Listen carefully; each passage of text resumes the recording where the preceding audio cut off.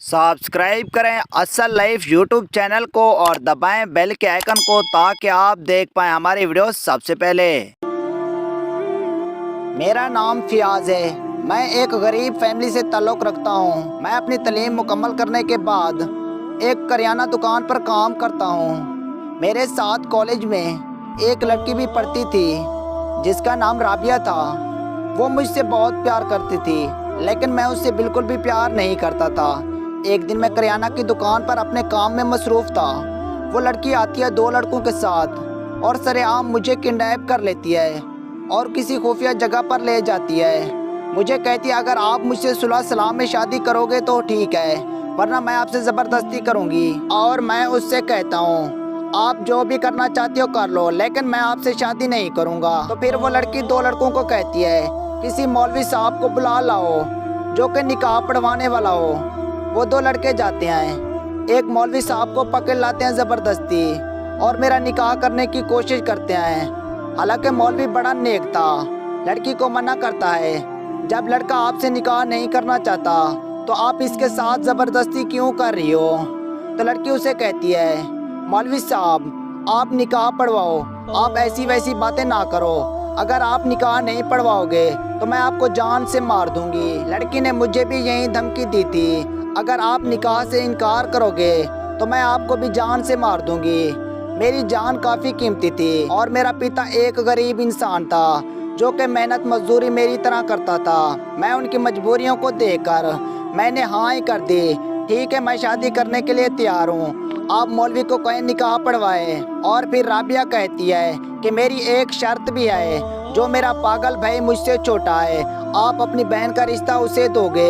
ये भी शर्त में मौलवी साहब को कहती है कि लिख लो। मौलवी साहब तो मजबूर था, उसने ये भी लिख लिया जो कि फियाज की बड़ी बहन है वो मेरे भाई के साथ शादी करेगी, वो भी 1 साल के बाद। मौलवी ने सब कुछ लिख दिया और मेरा निकाह भी पढ़वा दिया।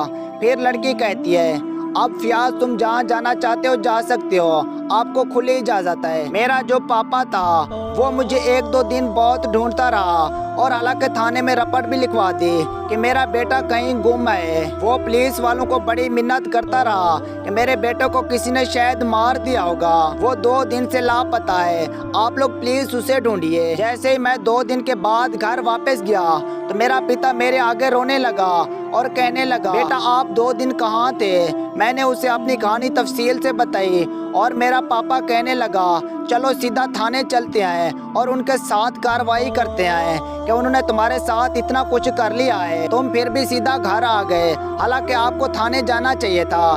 मेरा पापा मुझे सीधा थाने ले जाता है, हालांकि मेरा तो इतना दिल नहीं कर रहा था क्योंकि मैं अपने घर वालों की मजबूरी को देख रहा था। क्योंकि जो राबिया थी वो काफ़ी अमीर फैमिली से ताल्लुक़ रखती थी और मैं ये जानता भी था अगर थाने तक बात जाएगी तो केस तो वहीं जीत जाएंगे। जैसे कैसे करके मेरा पापा मुझे थाने ले गया और एसएचओ के सामने बिठा दिया। एसएचओ मुझसे सवाल करता है हाँ लड़के तुम बताओ तुम 2 दिन कहाँ थे? मैं उसे सारी बात तफसील से बताता हूँ। वो कहने लगता है अगर तुम्हारी बात सच है तो हम लोग एक्शन ज़रूर लेंगे, वो चाहे जितना भी अमीर हो। और फिर मेरे साथ मजाक करने लगा अगर आपने शादी की है तो आपने सुहाग रात भी मनाई होगी। तो फिर मैं ऐसे चौको कहने लगा कि मेरी जान खतरे में थी और आप कह रहे हैं कि आपने सुहाग रात मनाई होगी। सर प्लीज मेरे साथ ऐसी बातें ना करो और मेरे केस को आप आगे बढ़ाइए। फिर ऐसे जो कहने लगा कि वो काफ़ी अमीर लोग हैं, आप लोग जानते भी हैं, उनके खिलाफ हम लोग करेंगे भी तो ये केस 1 मंथ में ख़त्म हो जाएगा और आप लोग केस हार जाओगे। तो फिर मैं ऐसे चौको कहने लगा क्या हम लोग अपनी बहन का रिश्ता उनको दे दें? चलो मैं तो शादी से हाँ करके आया हूँ और मेरी शादी हो भी गई है, क्या हम लोग अपनी बहन भी उसके भाई को दे दें जो कि वो पागल नशैया है? तो फिर ऐसे जो कहने लगा ठीक है आपकी शादी हो गया तो ठीक है, हम लोग आपकी बहन उसे नहीं देने देंगे। फिर मैं ऐसे जो को कहने लगा अगर ऐसी बात है तो फिर तो ठीक है, अगर वो मेरी बहन से शादी उसका भाई नहीं करेगा तो मैं उसे खुशी से उसकी बहन को बसाने के लिए तैयार हूँ। और फिर ऐसे चोने उन लोगों से हमारी सुलह करा ली और आज हम लोग खुश रह रहे हैं। मेरे प्यारे भाई लोग, इस कहानी से आप लोगों को कुछ भी सबक मिला है तो मेरी वीडियो को ज़्यादा से ज़्यादा लाइक और शेयर कर देना।